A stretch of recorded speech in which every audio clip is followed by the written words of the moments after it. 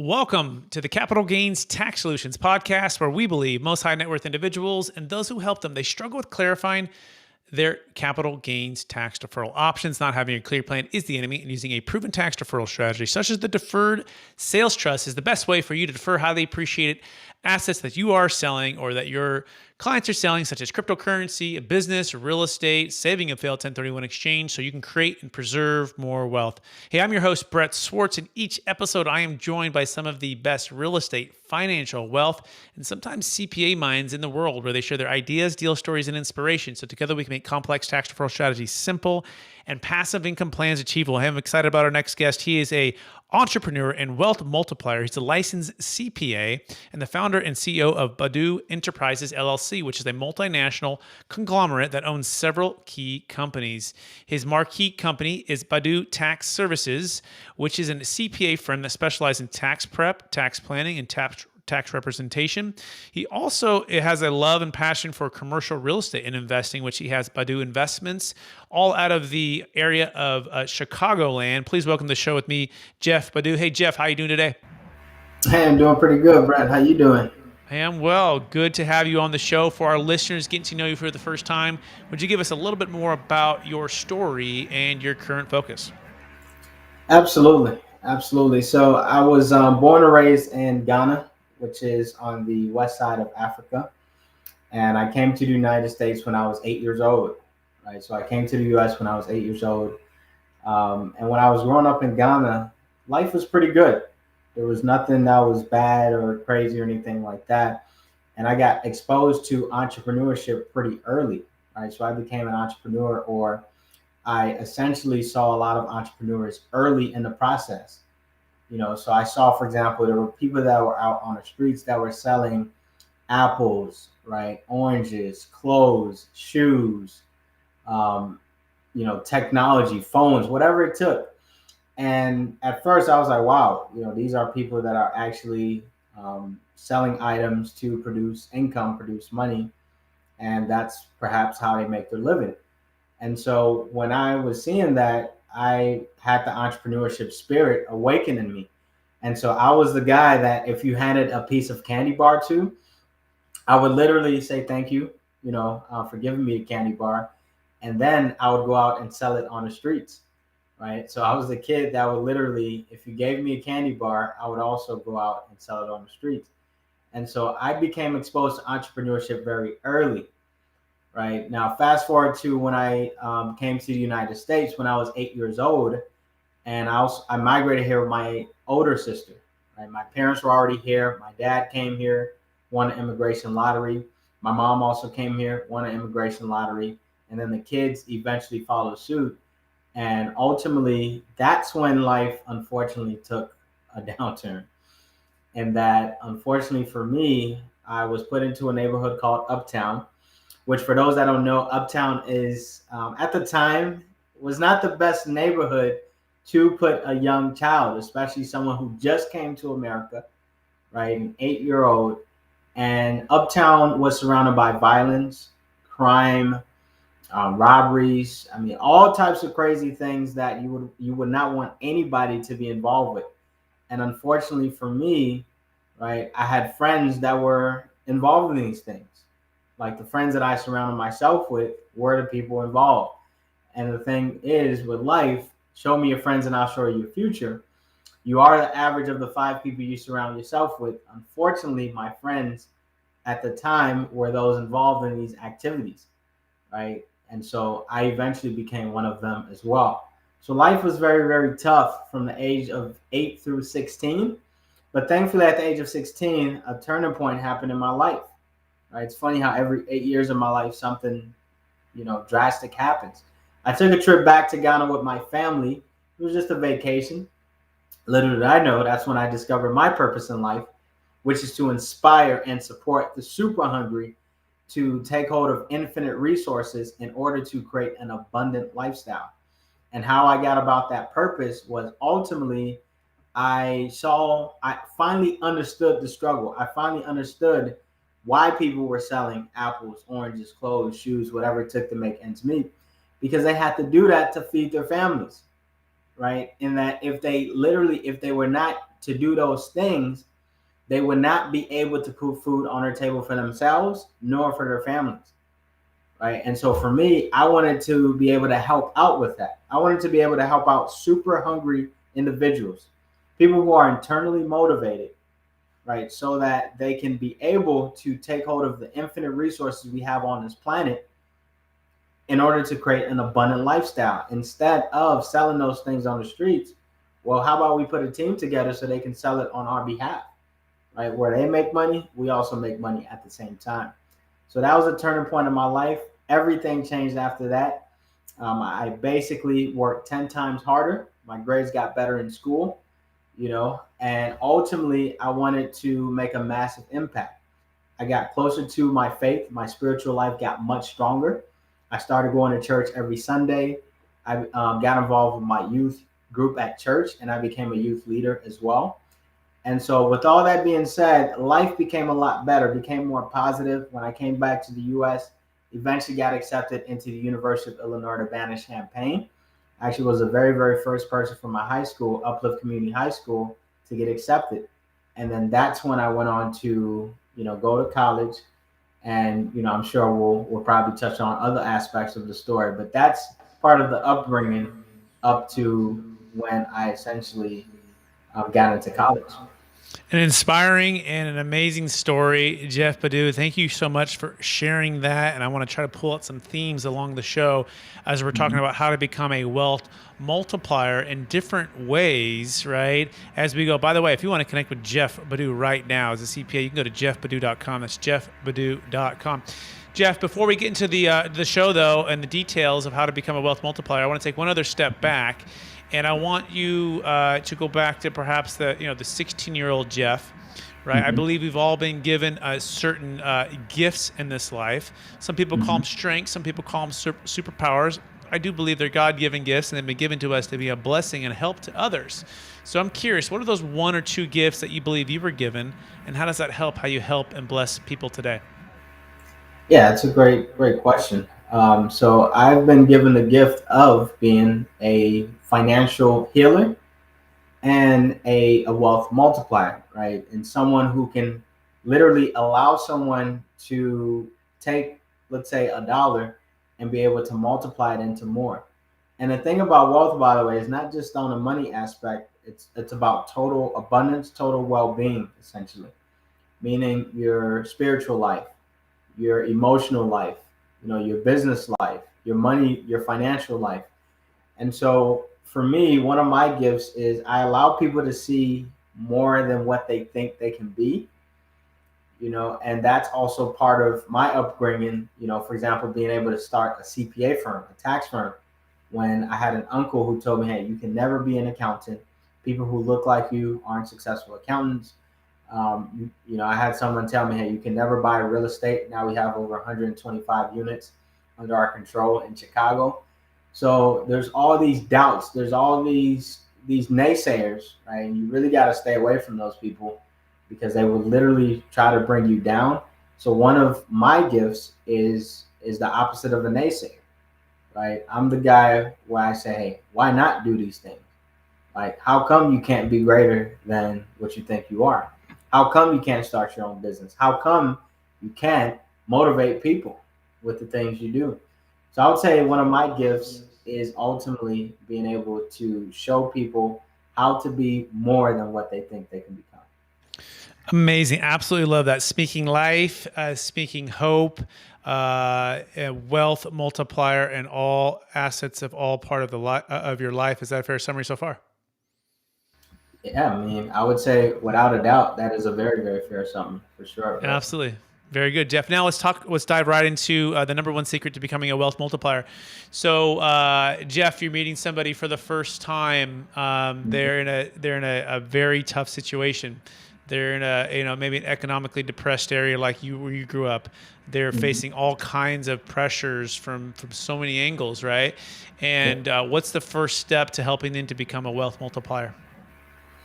Yeah, I mean, the first step to becoming a wealth multiplier, I would say, is for one, find your purpose in life, right? Find something that you're truly passionate about.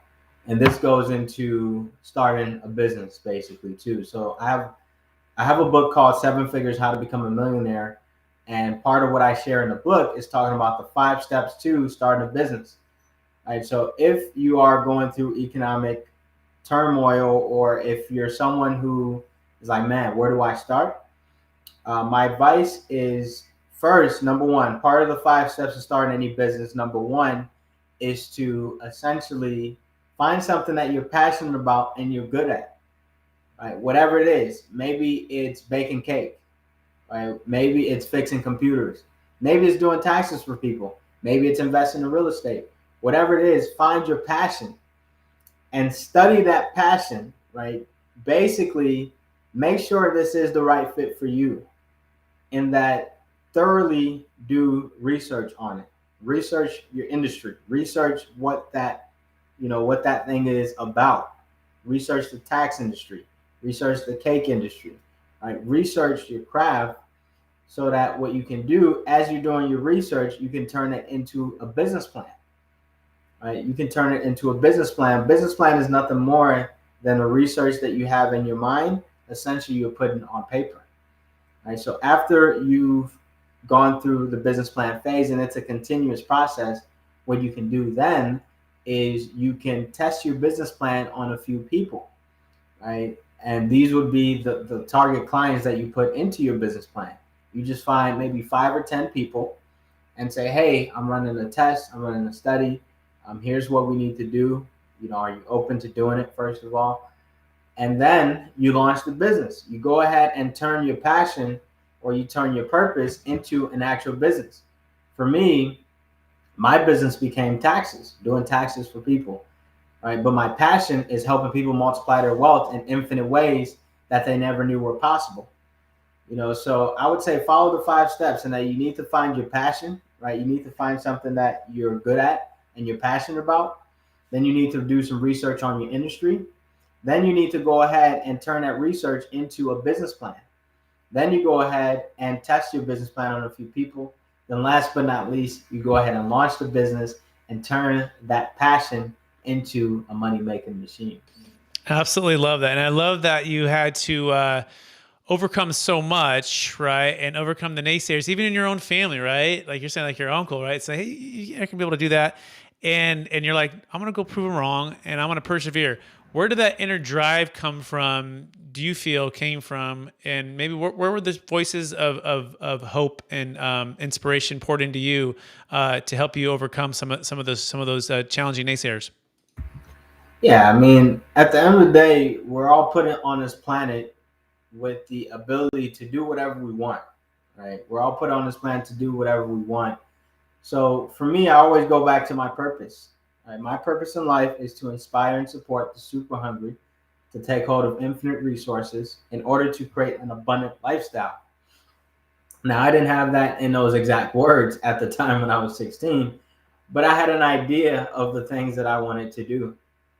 And what I started doing was I started setting vision boards, right? I started having a vision board, in that I had a 2020 vision. For example, in 2010, when I started at the University of Illinois Urbana-Champaign, I had a 2020 vision.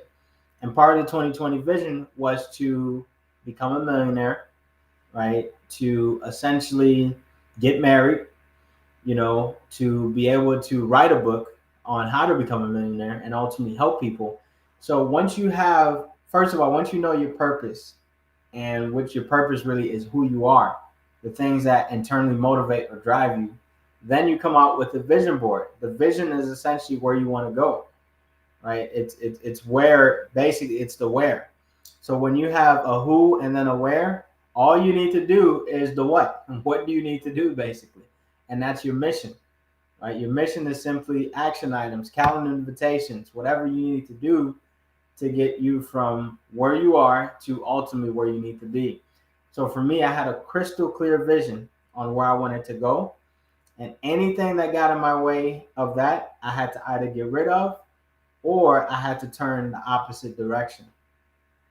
So when you have a crystal clear vision, and then you have a purpose with that, you will not get distracted, for one. And number two, you will always be on the right path.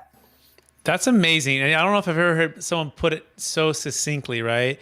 Always go back to your purpose. I feel like that's like your true north, right? And like why you've been given the gifts you've been given, why you went through the challenges you went through, why you're here now, and you're designed and created to go fulfill this mission now, and then having that vision of, okay, well, what does that look like here in the next 1, 3, 5 years with what I've been given, right? And so where do I want to go? And then the mission is just, okay, well, what's it going to take to get there now? So let's reverse engineer it. Let's do the steps to do it. Is that a fair summary so far, Jeff? Yeah, I would say that's a very, very fair summary, Brett. Extremely fair summary because, yeah, it's all about the purpose, the mission, and then the vision. That's all it is. Beautiful. So in a world that is filled with distractions and in all of us, right, in so many ways, and all the information coming at us and all the stress in life, especially this last couple of years, given COVID, given political, given the challenges of the world, right? How do you personally, what habits are you doing? What things are you doing to make sure that you don't get off your true north? Yeah, that's a great question, Brett. So, what the things that I'm doing to really like keep intact are so I'll name off a few things. Number one, my spiritual life is very, very important to me. So for me, I'm the type, I wake up, I say a prayer, I thank God for waking me up and allowing me to see another day. I think it's always important to show gratitude, right? So showing gratitude and making sure that you are feeding your spirit with things that you need to do is very important. Another thing is physically, right? Drinking, making sure you're drinking enough water throughout the day. One of the first things I do each day is I drink a full bottle of water, right? Just to cleanse the body, make sure the body is ready for the day. Um, and also meditation, even if it's 5 minutes, just closing your eyes and just imagining, like tapping into one of the most powerful places, one of the most powerful realms on the planet, and basically being able to meditate is also very, very important. And then in general, just having a nice daily routine or ritual. For me, I wake up, do my prayer, my drinking water, cleaning up, freshening up, everything like that. Get into a few meetings for the day, making sure that I'm educating myself. I spend at least 3 hours a day on self-education, something that's going to help my mind stay fresh, basically, and just keep me educated. Education, self-education is so important. And then also making sure you're getting your 8 hours of sleep every night. Right, getting your 8 hours of sleep every night is very important. And then last but not least, you want to make sure that when you're going to sleep, you have a clean and good mindset, nothing negative or anything like that. You want to make sure that you're going to bed in a good mood so that doesn't affect you the next day. Fantastic. So much wisdom there. And obviously, that's why you've written some books, right? And thank you so much for sharing that. Now, let's get really practical now on the action-oriented part of it, of buying, multifamily properties, buying investment properties, right? And some of the tax stuff. Maybe we'll geek out here in a minute on that. But tell us about maybe a recent deal you did, what it looked like, what some of the returns you're looking to achieve on it, what the business plan is for that property. Yeah, great question. So we recently acquired a 25-unit apartment building, and that's on the south side of Chicago. And basically, the reason why the seller was selling it was because they were tired of being a slumlord, a tired landlord, basically. So when we buy properties, we buy them fully fixed up, right? They're value add properties, essentially. They're turnkey properties. Like, hey, just give me the keys and I'll run with it. So we got it at a pretty good price. It's a 25-unit building. The building was fully filled up, so it had the tenants filled up. But unfortunately, the part that we did not know, where we kind of expected it anyway, was that the seller basically, right, had some tenants that weren't paying, and or they basically needed to be evicted. So what we had to do was we had to turn around the building, basically. We had to meet individually with each of the tenants, right? And make sure that they understood who we were. Our property management team did that. They got their names and they introduced themselves. They explain to them how our payment system works, how you can pay, where to pay, and everything like that. We're the type that sends 5-day notices, 30-day notices to make sure that they're aware that, hey, you can get evicted if you're messing around. Any tenant that was significantly behind, we let them know about our programs or some government programs they could take advantage of, like the rental assistance programs. So basically, we had to turn around that whole building, right? We had to clean up the management of the building. We had to clean up the tenants. But the building is cash flowing pretty nice. It's one of those that can make you at least a 20% return on your investment, right? And this is a big apartment unit building on the south side of Chicago. And this is pretty much similar features to our other properties as well. Excellent. Fantastic. So turnkey in that it was fully occupied, but value add in that some of the units need to be turned, right, improved, Exactly. and or management cleaned up and more efficient, and also making sure that tenants are paying on time, but then also giving them opportunities and assistance for that, coaching them up and saying, hey, here's an opportunity to some assistance programs here, trying to make it a win-win for everybody. Is that a fair summary? Absolutely, without a doubt. I mean, that's the thing about real estate. If you're not looking to help other people win, then you might not win yourself. Exactly. So now let's shift into tax deferral, right? So part of what we're passionate about here is helping people who are selling highly appreciated apartment complexes not feel forced by the 1031 exchange to overpay for a property if they can't find one. So I'm curious, what's been the biggest frustration for you, clients, family, friends, when it comes to the 1031 exchange and or lack thereof options for different tax deferral strategies? Yeah, I mean, as far as frustrations when it comes to the capital gains tax, first thing is most of my clients don't sell per se. They like to hold these things for a very long time, although we do have those that may want to sell. So you're right, the 1031 exchange, it has very, very strict time restrictions. I'm actually in a deal right now with a seller who's struggling with the 1031 because we can't close in time. So basically, part of the frustration is like, man, you got to have that third party intermediary, which they don't want to pay. They never want to pay extra fees for anything, right? They don't like the third party intermediary money being tied up with somebody that they don't know. They absolutely hate that. They also hate the fact that there's strict timelines and when you have to buy a new property and when you have to sell the existing property. So I would say that that's probably the two biggest frustrations when it comes to, the whole 1031 exchange. And nowadays you have things like opportunity zones. You have, I mean, if it's a homeowner, then you can always take advantage of the homeowner's exclusion, which can allow you to defer or actually eliminate up to $500,000 worth of capital gains taxes if you live in the home for at least 2 years. So in general, I mean, and then you have the number one, deferral strategy on the planet, which is death, unfortunately. So.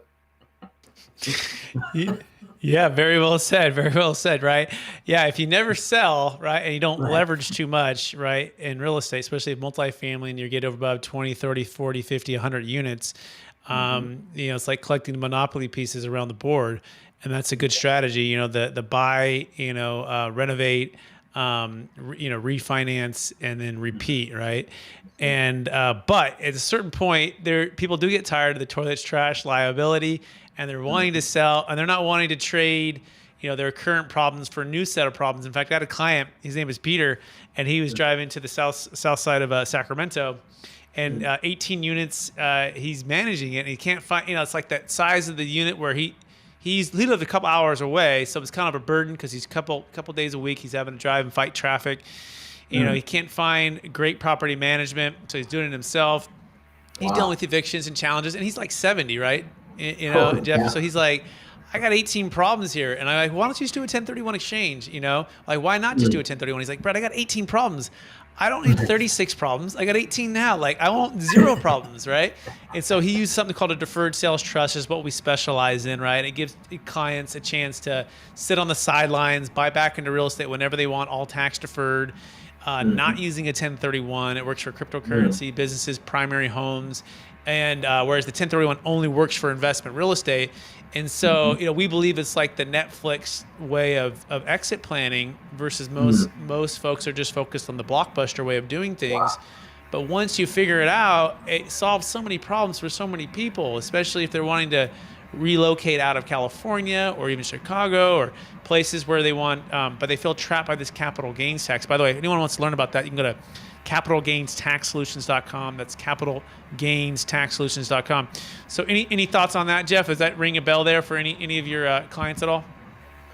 Yeah, I mean that's a good point. I mean, most of our clients, they're not in the wholesale realm, but you're right. I mean, to be honest, using a deferred sales trust is not necessarily something that's front of mind. Sometimes when we talk to clients, sometimes we literally need like a page, a handbook that has all the strategies laid out. And I think it makes sense, especially maybe someone who may be looking to perhaps get out of real estate. Maybe someone who just says, "Hey, I'm tired of the whole 1031 exchange." So I know, that is a great. I think it's an excellent strategy for people to take advantage of. So it's probably something I'm going to recommend to clients even more. Awesome. Yeah. Thanks for sharing that. And also too, as a buyer, right? If you're buying those 25 units from that seller, a lot of times their mom and pops have owned it for 10 or 20 years and they've been, let's say, a little generous with the rents, or they haven't really pressed the rents. They get close to the tenants, they get close to the management, and it's cash flowing. They bought it for so low and they're just like kind of just, relaxed on the cash flow. But when they sell, they're going to pay a big tax. So if you come in and say, "Hey, look, let me get you your price, maybe a little bit lower because I'm going to help you save, let's say, $1 million of tax or defer $1 million of tax," without having to do a 1031, we've seen it as a way to unlock new deals. Because some sellers are like, "You know what? I'm going to wait till I die. There's no way I'm selling my 25 unit building for $4 million or whatever it is to pay $1.5 million of tax. Forget it." And then they go, "I'm not 1031ing because I don't want a new set of problems." And so again, this can fit right in between. They don't have to go into any active more real estate, but they could if they want to. They can invest in stocks, bonds, mutual funds. They can also put it back into passive deals or active deals, ground up development. We had a client who just sold a business for $2.6 million in Alabama, and he deferred $600,000 of tax, and now he's building 70 multifamily units in Tennessee, all tax deferred. And so there's a lot of ways to accomplish this with the trust. Again, capitalgainstaxsolutions.com. That being said, are you ready for the lightning round, Jeff? Yes, sir. All right, here we go. Knowing what you know now, if you go back to your 25-year-old self, what's the one golden nugget and make sure to tell yourself to do? My 25-year-old self would be to take better care of my 25-year-old body. Very good, right?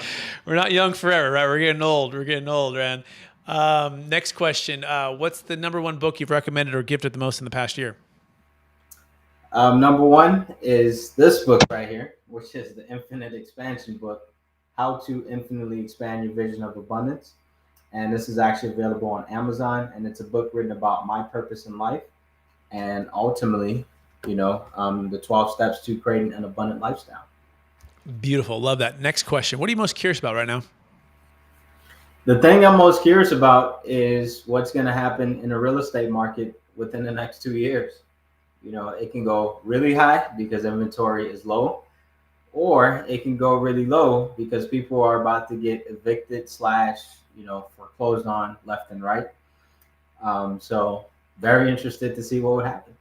I'm holding my breath, man. I mean, I'm like, what? And in California, it feels a lot of ways it feels like 06, 07, but in a lot of ways it doesn't. I'm also conflicted on that as well. By the way, you've probably read the book Rich Dad, Poor Dad, I assume, Robert Kiyosaki. Like, what's the best kept secret that you like to share with folks on regards to getting on the right side of the quadrant? Yeah, number one thing is if you want to become wealthy, find ways to not legally pay income taxes, right? And people sleep on a tax landscape a lot.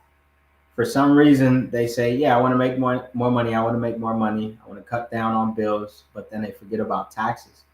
So one thing I learned was that the wealthy, or AKA the rich, don't pay any taxes, right? Because they start big businesses and then they take the profits from the businesses, you invest them back into real estate so that all of a sudden you have a tax deduction right? Your real estate depreciation and all that, which is offsetting some of your other income sources. So So true, right? yeah, exactly. It's so Exactly. true, right? And Robert Kiyosaki says it well. He says, the purpose of a business is to buy real estate. Mm-hmm. And he says that over and over and over again. And once you understand that, why? Because what you just said, the ability for the government to incentivize us to buy investment real estate and depreciate it. And Mm-hmm. therefore, once you're a real estate professional, have a certain amount of hours that you're working on your actual deals, there's a chance where you pay next to nothing in income tax. And if you can lower your spending in the beginning, Mm-hmm. invest as much as you possibly can, and build this up, yes, there are ways where you can pay next to none or no tax. Why? Because you're providing a big service for people, which is in owning and providing housing, right? Which is number one to society. Without having housing and education and food, like everything else kind of falls apart. So Exactly. very cool. Thanks for sharing that insight. Next question is this. The number one leadership quote or theme that you strive to live by, and it can of course be your purpose, because I think it's so. You can say it again, but maybe there's a second one that's that you would say as well, that you really resonate with. I mean, number one leadership thing that I would live by outside of my purpose is that basically do something today that your future self will be proud of, right? Do something today that your future self will be proud of, because it's not necessarily about, hey, I want to make the most money and all that.